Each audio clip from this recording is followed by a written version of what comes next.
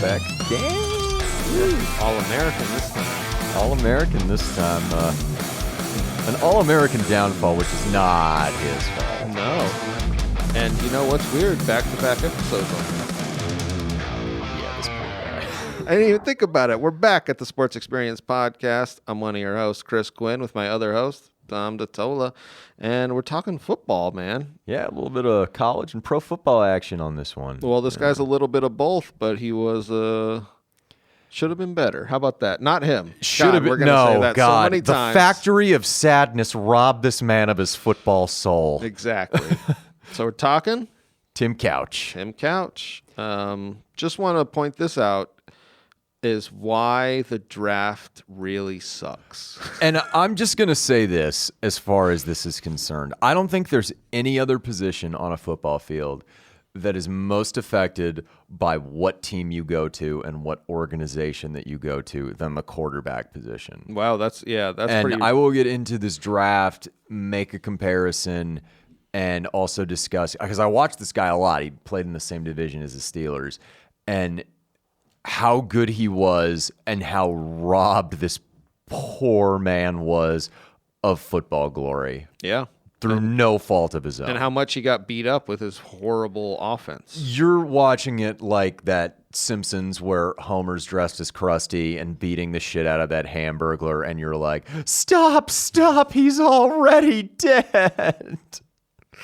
But that's, only you're not laughing at it. You're like, I hope this man's okay. Yeah, Jesus. But Tim Couch, born July 31st, 1977 in Hyden, Kentucky.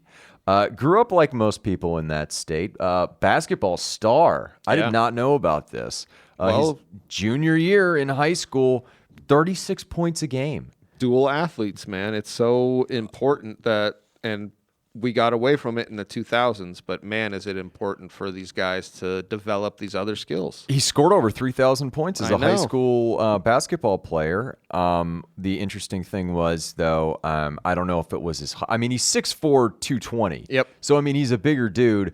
Maybe if he was 6'6", 6'8", he'd have gone into basketball. But the football field is where you could really see the type of player that he was. I mean, he had records for most completions, 872, passing yards, 12,104, touchdown passes, 132, completion percentage of over 75%. You don't see that fucking accuracy in the 1990s. And this is what is why he is so much better than everybody at that point, is his completion rate is so high throughout his whole career, except for later. In the pros. But yeah, even in college, named Kentucky's Mr. Football, but you're right, dude. Yeah. Absolutely. When I was looking up his completion, I was just like, God, if this guy went to a real offense in the pros, it would have just been like ridiculous. If he didn't go to some clown college fly-by-night operation near a shitty lake near the Canadian border, maybe it would have turned out better for him. Hey, that's not the wallet inspector. But ESPN actually ranked him 6th all time. I had read that. Of high school all-around athletes in history. Yeah. So, like, we're dealing with, like, an athlete prodigy right here. Yes, and, definitely. Interestingly enough, though, he doesn't go to a big football school for college. Well, he goes to the University of Kentucky right at home, yeah. And the University of Kentucky is basically the U of A of the SEC, where you have an amazing basketball team and you clap if they win 4 games in a year. And the SEC is also... it has to be the hardest division then. I mean, it's such a... 100%. It's such a weird choice by him, but sometimes it's so correct because he can open it up. Well, interestingly enough, and we had talked about this in the Faneca episode not too long ago, the SEC at this time, really all you had as far as like non-ground and pound teams was Steve Spurrier running the fun and gun at the University of Florida. Okay. And what happens to Couch is almost a godsend, because his freshman year, he's splitting time with Billy Jack Haskins under Bill Curry, which is not like a super wide open offense. After a 1-6 start, they fire Bill Curry and bring in Hal Mumme. Now, Hal Mumme, for those of you who don't know, is like the inventor of the air raid offense. It's what tons of college football programs run now, but weren't running in the mid to late 90s. Like Mike Leach is like one of the most famous disciples of his, who's coaching at, where's he at now? Mississippi State. Okay. But well, I saw the quote was when he came in, he said, Couch is our number one quarterback, and we're going to throw the ball. Well, yeah, that's when pretty you're much what he said. 75% of your passes in high school. But yeah, Couch comes in, does a really good job. Yeah. Well, he structured this offense around him, which is what you need to do with your star players. Exactly. And in 1997, while they finished with a losing record, they beat number 20 Alabama. He goes 363 for 547 for over 3,800 yards, completing 66% of his passes and a 2-to-1, basically 37-19 touchdown to interception ratio. So you can tell that this guy's the shit, playing on a not so great team and winning games. He establishes himself as second team All SEC during that season as a sophomore. So you're like, man, this guy can play. Yeah. This guy, I can't wait to see what comes up. And in 98, does him even better.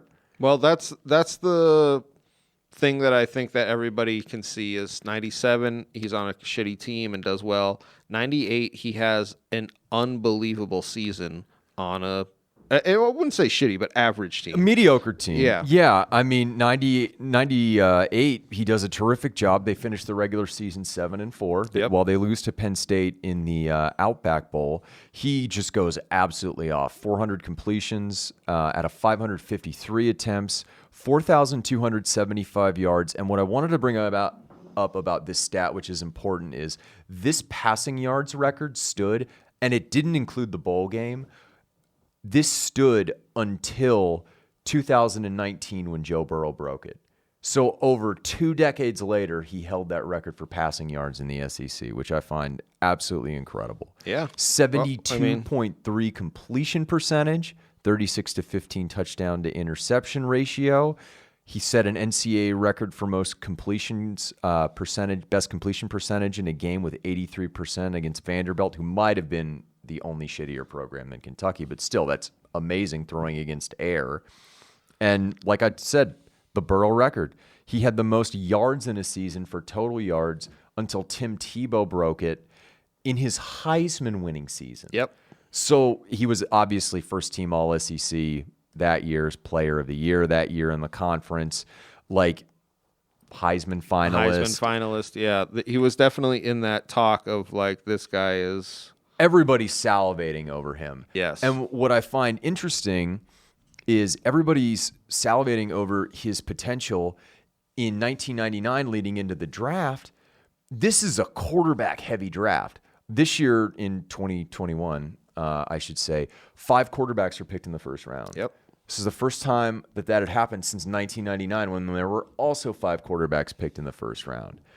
Unfortunately for Tim, expansion happens because in 1996, people in Cleveland were butthurt that their owner moved them to Baltimore and decided, oh, we just need to get this stench off of us and we can start becoming a competent franchise. And by bitching and complaining and moaning, they were awarded an NFL franchise again. Well, they had the structure in place to be a NFL franchise, even though the structure was crumbling at that time. It was crumbling as bad as Municipal Stadium at that time, Chris. So, but they never should have moved out. I think that's what everybody agrees. They're but just like, oh, but it's to think the Browns were bad in 96 or whatever, 95, coming back in 99. But they had to have been that much worse. But that's the thing, is they're not coming to another city as like a move, like how the Cardinals came from St. Louis or like the Oilers went to Tennessee. This is a brand new expansion franchise for Cleveland to Electric Boogaloo. And like, you know how there are like sequels that are really good, like Godfather 2 or Rambo 2?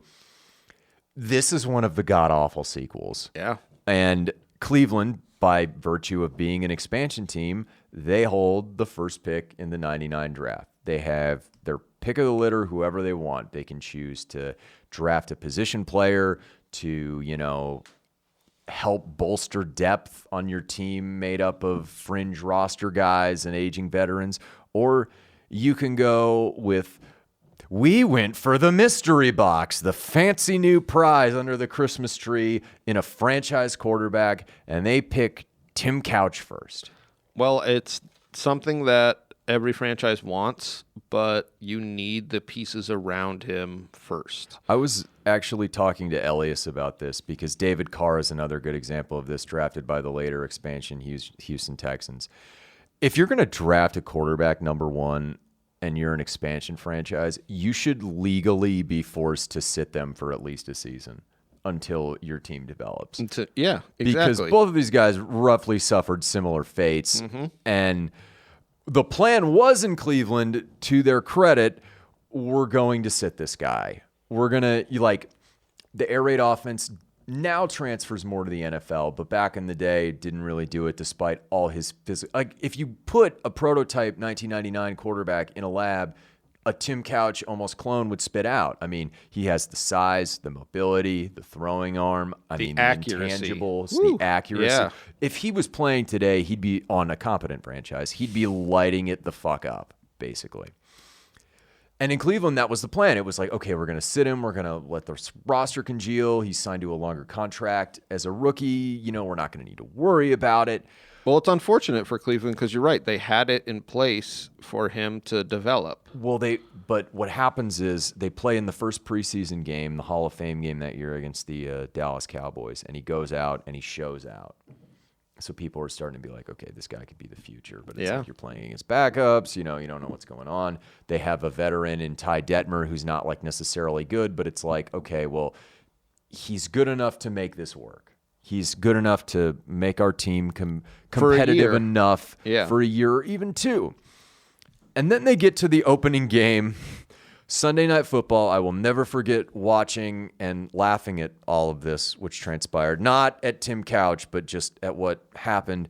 They open up with Pittsburgh, who is like their longtime rivals. And it's like, yay, football's back in Cleveland. Drew Carey's out before the game complaining about people making fun of Cleveland. Hooray, your team is back. And then the game starts, and the Steelers, who only finished 6-10 that year, they were an absolute dumpster fire of mismanagement, spanked their asses 43-0. If you've never watched this game, in my opinion, it's awesome, but it's like one team is playing a different sport and that team isn't any good. Well, what I heard about this Cleveland Browns team from this era was their defense was an NFL defense. Their offense wouldn't be a second string offense on an NFL team. You know what I mean? Like they should be like CFL players. They could basically play in Canada. Yes. Yeah. And what ends up happening during this game, Detmer is benched and they put Couch in. And on his first pass, he throws a pick to Scott Shields. Yep. Like, harbinger of things to come. But week 2, no more Detmer. Couch is the starter. And outside of a miracle win where he throws a Hail Mary in New Orleans and a bullshit game in Pittsburgh where they somehow end up winning, they end up 2-14. Well, I thought it was interesting where teams have this plan, have this idea, this strategy, and as soon as something shits the bed, they immediately go against it. Which made no sense. It's like, just sign another veteran quarterback to ride the storm out and get him a paycheck. And that's Cleveland. And I feel like they have no long-term strategy. I should point this out, though, that year, and like I said, something of things to come for this poor man, he was sacked a league-high 56 times. Yep. And it's not like he put up bad stats. 223 for 399, almost 2,500 passing yards, 56% completion percentage, which at that time in the NFL was decent. And he had a 15-13 touchdown to interception ratio. Yeah. So it's not like it's not him. It's not him. That's not what's obvious. Yeah. I feel like when I look back at Tim Couch's career, it's that scene in Good Will Hunting where it's not your fault. It's not your fault. He's like, I know. And then you just keep saying cries and he cries. And then he just sees clouds in a freezing stadium and just, he didn't deserve. And the Browns also screw this up. You probably didn't read about it. This is just my own opinion. In heading into the 2000 NFL draft, they own the first pick because you're 2-14. Yeah. You're the worst team. Cleveland, after seeing their quarterback sacked 56 blanking times, sits at the top, and you can trade back for more picks to bolster your offensive line and roster, which is 100% what they should do. Which any team, they should have done it in '99. Mike Ditka, if you didn't know, it wasn't just the Redskins he offered all those picks to. It was also Cincinnati, who took Akili Smith, who was a bust because of his own incompetence, but they also offered Philadelphia and Cleveland in front. Basically, they offered all the teams in front of them all their draft picks. Wow, I did not know that. And they had interviewed Dwight Clark, who was then the GM of the Browns at the time, and he said, looking back, we tried, but that was the one where we screwed it up the most. We should have just traded back, got another one of the 5 quarterbacks, and just had a mess of picks or built it a different way. Especially as you're literally starting from scratch. How are you not going to take that? Yeah. I don't remember the specific number, but it was close to a double-digit amount of picks, including first and third the following year. Yep. And which is what they want. But Cleveland elects to stay at number 1 in 2000 and take epic draft bust Courtney Brown. Oh, yeah. Who was a defensive end. 2 picks later, Washington, who had the Saints pick, what they managed to do was draft Chris Samuels, who was a multiple Pro Bowler at offensive tackle and I think offensive guard. Yep. You don't think that helps your team? And helps your poor quarterback who's sitting out there taking a beating? Your young quarterback who you want to be your franchise. And you're literally breaking down anything that could be built. And you're looking at him, it's like, well, we want him to be the franchise, but we also don't want him to have CTE at age 40. Yeah, no shit. Well, that's what I mean. How's he going to be the franchise when he's absolutely flat on his ass every game? Exactly. Hey, everybody. Just want to take a quick break to let you know that our Sports Experience podcast is brought to you by Engle Studio here, and they're here in Tucson for all your recording needs. And in 2000, he's doing a pretty decent job. It's not like he's playing poorly. 1,371 137 for 215, almost 1,500 passing yards, 63.7 completion percentage. He's doing well, playing in 9 games, and then breaks his thumb and is out for the rest of the year. So, misses the final 9 games, and year 2 of your savior's career, he's knocked out because they can't do it. The team around him can't do it. He's doing everything he can, and it's just not happening. And by 2001, because they're so shitty again, Chris Palmer, their head coach, and Dwight Clark, the GM, are fired. Yep. And in waltzes Butch Davis as the head coach. But something good that happens is Bruce Arians, who just recently won a Super Bowl as head coach of the Buccaneers, is the offensive coordinator. And he is a hell of a defender of Tim Couch, which I'll get to later. Couch fits what he wants to do on offense. What Arians has found the most success with up until Tom Brady are larger quarterbacks who can zip the ball down the field, stand in the pocket, and take hits, which on one hand is great, but it's also what got him fired as offensive coordinator in Pittsburgh when the front office were like, Ben Roethlisberger is taking too much of a beating. You're going to need to leave. And while Couch has the best success under Arians, he's also feeling the effects of a shitty O-line and playing in this offense. And 2001, team goes, I believe, 7-9. He finally passes for over 3,000 yards in a season, 60% completion percentage. Interception numbers are a little bit high, but you see some improvement under the new coaching staff. Still taking a ton of sacks. His shoulders getting beaten to shit. I was going to say, it sounds like what the Bruce Arians offense needs is a better offensive line. It is, because they have playmakers at wide receiver at this point. You have Dennis Northcutt, Quincy Morgan, Kevin Johnson, Andre Davis was on this. You have pieces. You just don't have anything to protect your $30+ million investment in the pocket. Yeah, exactly. And then 2002 is where this is kind of his best season as a professional football player. I mean, to his credit, through the first 15 games of the season, the Browns are in playoff contention. Mm-hmm. They're playing a lot of close games. It's really exciting. He has another Hail Mary miracle that year against the Jaguars. He goes 273 for 443, almost 2,900 passing yards, over 60% completion percentage, 18 touchdowns. And heading into the last game of the season, They are 8-7. If they win and get an AFC East team to win that week in either the Jets or the Dolphins, both of which do, I believe. I know the Jets did because they went to the playoffs too. They get to go to the playoffs. Yeah.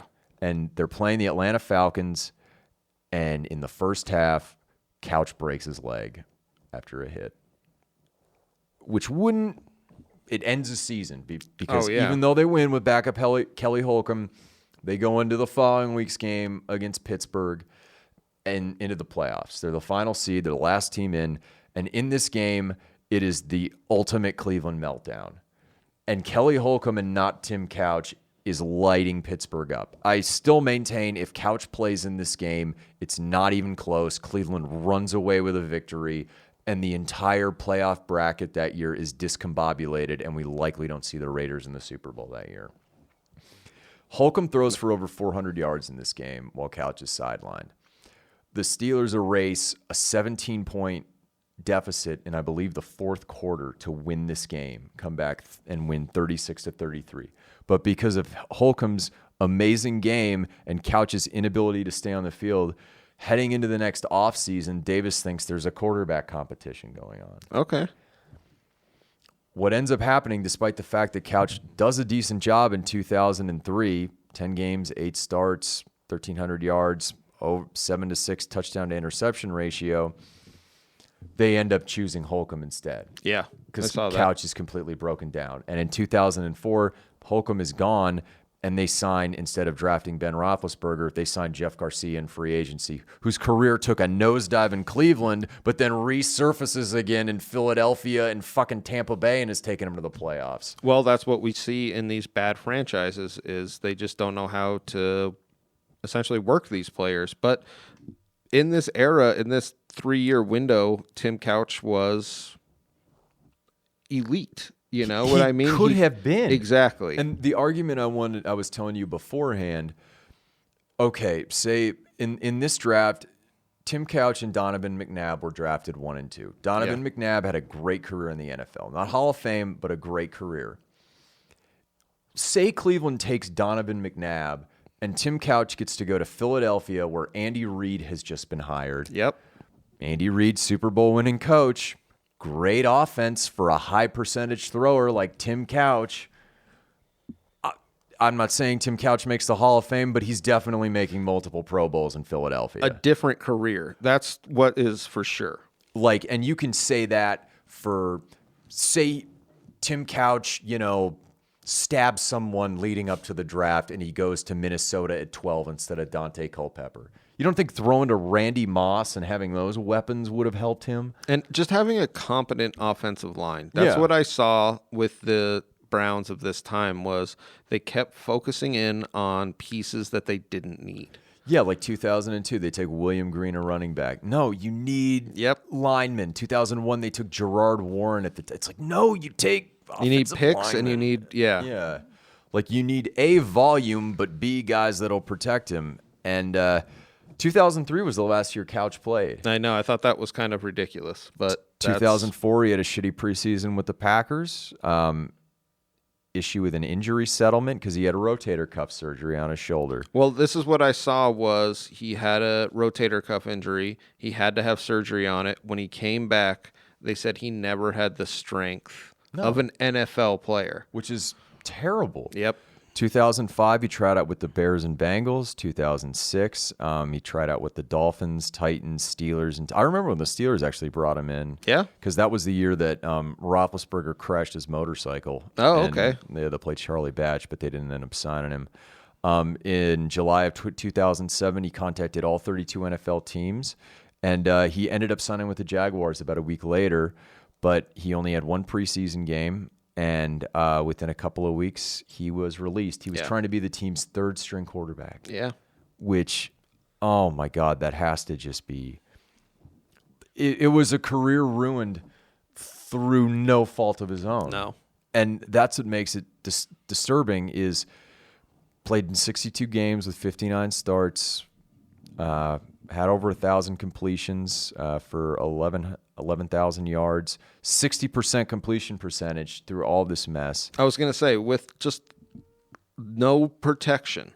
Yeah. Like, to think about that, he's just constantly being swarmed, and he's still just completing a amazing amount. So that's my thing. When I was looking at his stats, all of his stats, it's just like, yeah, none of this is his fault. If he just went to any other team at this point, any other non-expand, I don't mean to pick on Cleveland. Yeah, well, I mean, it's an easy target, but like if he had gone to the Texans, say in 2002, it would have been the same thing. But you're right. If he went to Philly, or if he went to you don't think Andy Reid knows how to develop a quarterback or two? It's ridiculous. But that's what's so sad about it is it was all potential, and they kind of just ground him into the ground. And I look more at his touchdown to interception ratio and his quarterback rating. His quarterback rating was 75.1, which is good. I mean, it's not like great or anything, but he had 64 touchdowns to 67 interceptions. It's not like this guy was any type of scrub or like did shit off the field or didn't try. It just never panned out because wasn't in the right system. Yeah.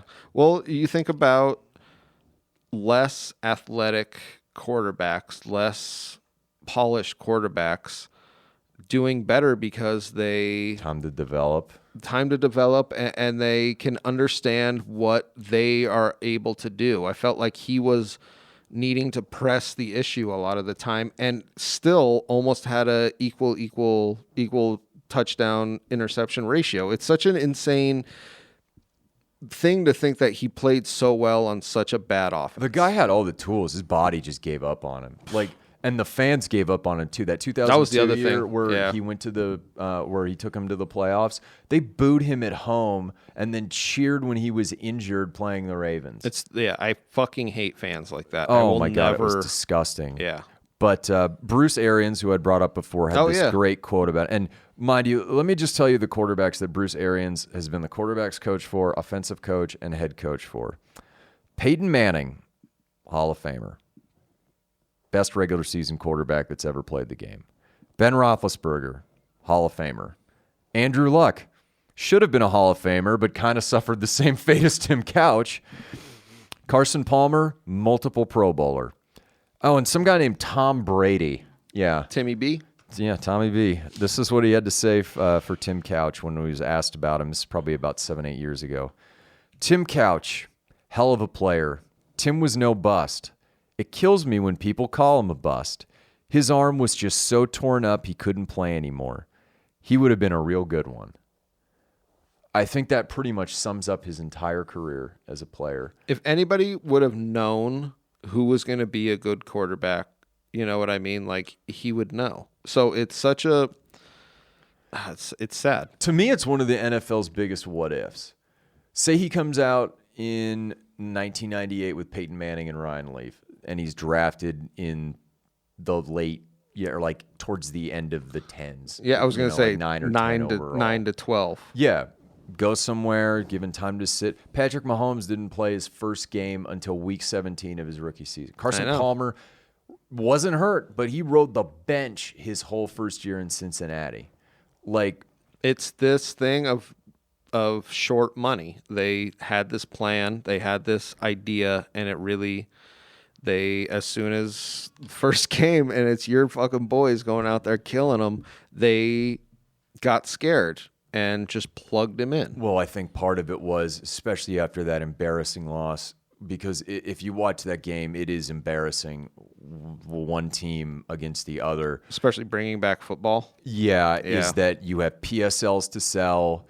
This is an economic decision. Who's going to watch this team that went out and laid an egg in front of 60, 70,000 people? Yep. put the kid in, and it's like, no, that is the last thing you need to do.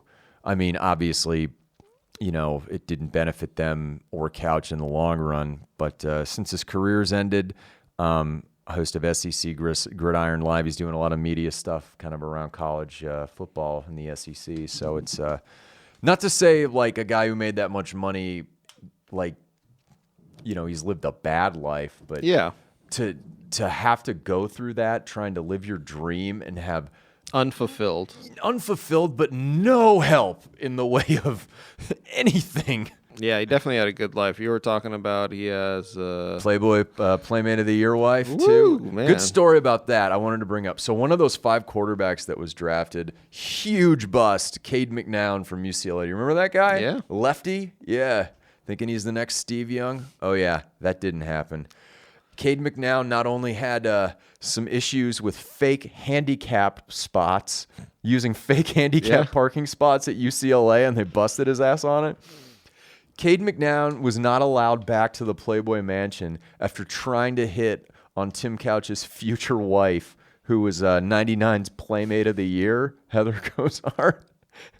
He was sending her like flowers and shit, and just acting a fool at the Playboy Man. Tommy Lee is not banned at the Playboy Mansion. I was just going to say, you have to be a pretty huge creep if you're going to get banned at the Playboy Mansion. So what have we learned here? A, Cade McNown is a creep, but B, Tim Couch is a hell of a football player who never got his fair shake or due. Definitely. So, absolutely. Hey, everybody. This is just a stock message at the end of every episode. We hope you enjoyed whatever athlete and or team that episode was about. Just want to say, give us a quick follow on all social media. We have a YouTube channel, the Sports Experience Podcast, and we're on Instagram, DiTolla Dominic, and myself, Quinn Comedy. So give us a follow all around. We're always recording right here at Engle Studio. Thank you all very much.